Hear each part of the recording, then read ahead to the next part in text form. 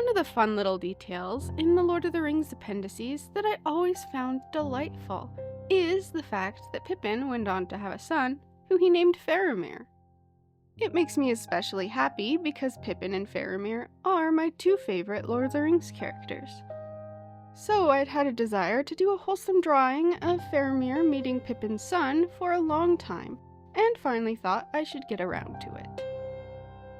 And so I'd like to welcome you lovely people to Laurel and Artistry.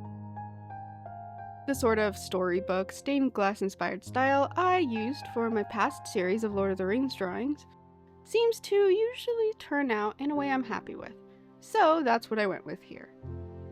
I'm not sure that Pippin ever actually returned to Gondor until he was quite old, but I'm just having a fun time imagining such a meeting, him visiting Faramir in Ithilien with his little son, wearing his old Guard of the Citadel livery.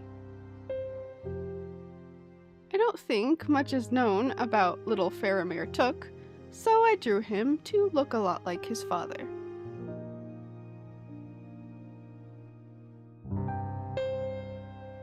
And our Prince of Ithilien, I put in some clothes that kind of just look like the style of what he wears in the films.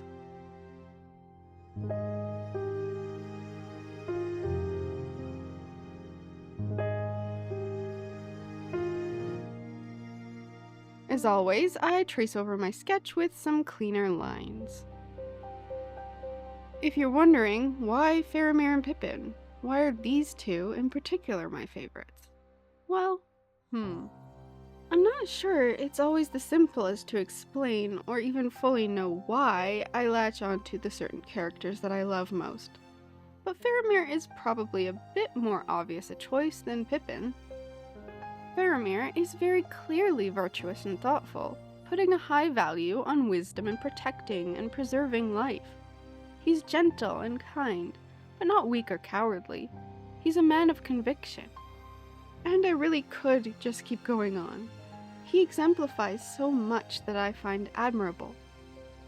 And Pippin clearly admired him as well, seeing him as someone that he would willingly follow. Pippin, who was young, curious, impulsive, and lacking in wisdom, courage, and strength. I like to think as he fully reaches adulthood, remember he's the equivalent of a teenager in The Lord of the Rings, he grows and matures to be much like Faramir in his admirable qualities. Though of course while still keeping his tookish curiosity.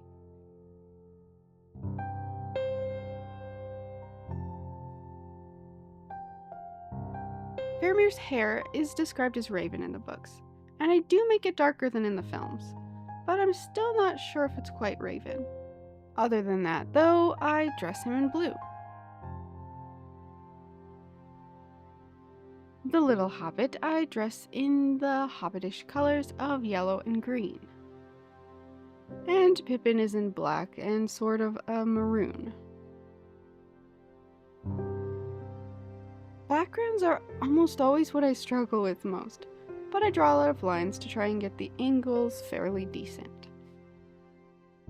Zoom in a bit to work on some thin lines that I'll then color in for the shading. Sorry it's kinda hard to see.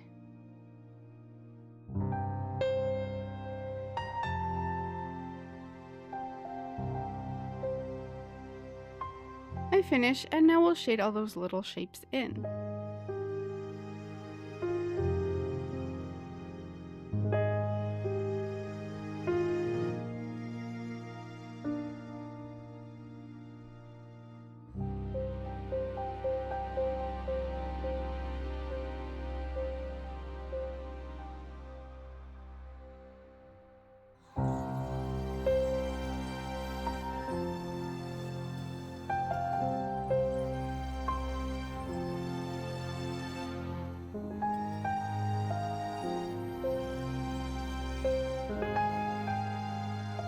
Expressions can be difficult to get just right, but I wanted to give Faramir a real sweet and gentle look.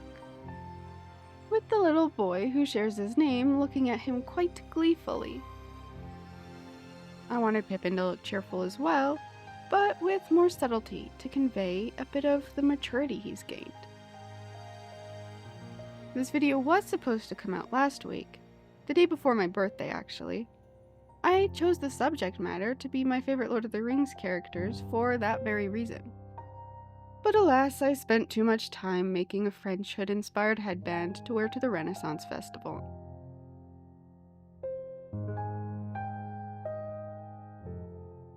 The characters are pretty much done. Now to focus on the background.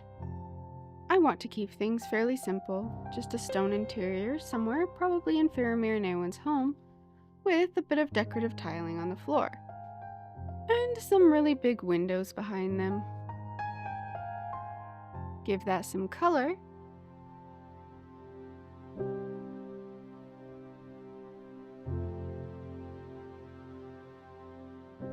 Draw some sun shining through the window.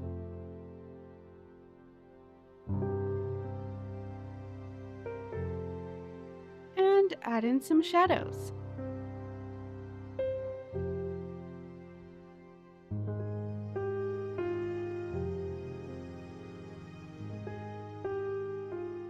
Now for the view outside the window. Eowyn had said in a conversation with Faramir in Return of the King that she would now love all things that grow and are not barren. So I imagine that she planted a garden full of beautiful flowers and lovely trees.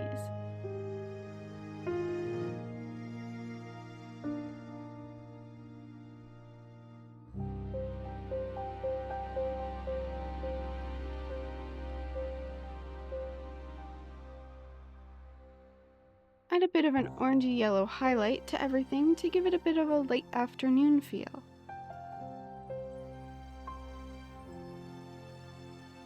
And then do some final adjustments to the coloring of my characters. And there you go.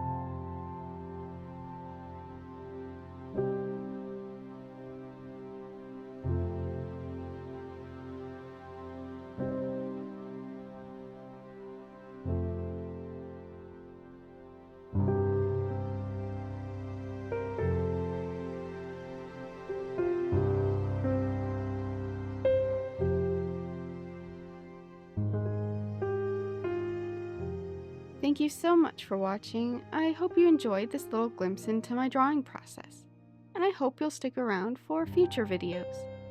In the meantime, remember, if you find a Palantir sitting around, it's best not to look into it. Ciao!